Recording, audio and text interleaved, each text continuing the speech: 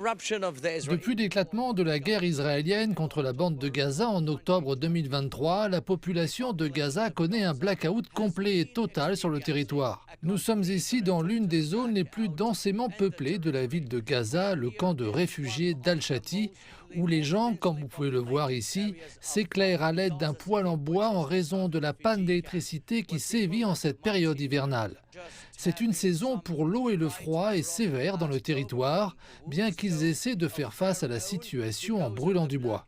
Nous exigeons d'être approvisionnés en électricité. Israël punit les citoyens civils ici. Nous fournir de l'électricité est notre droit en tant que civils, en plus de la levée de toutes les autres restrictions.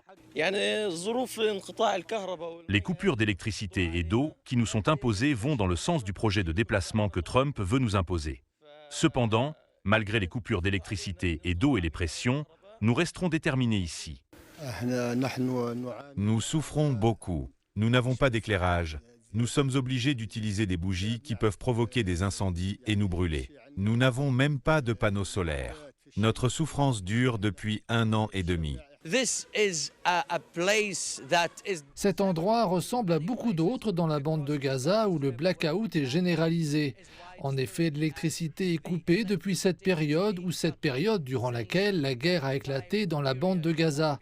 Récemment, le gouvernement israélien a décidé de couper l'électricité à l'une des principales stations d'épuration du sud du territoire. Celle-ci fournit de l'eau potable à plus de 200 000 Palestiniens.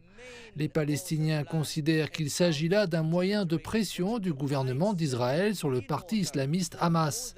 La population continue donc de subir les conséquences du conflit entre le Hamas et Israël.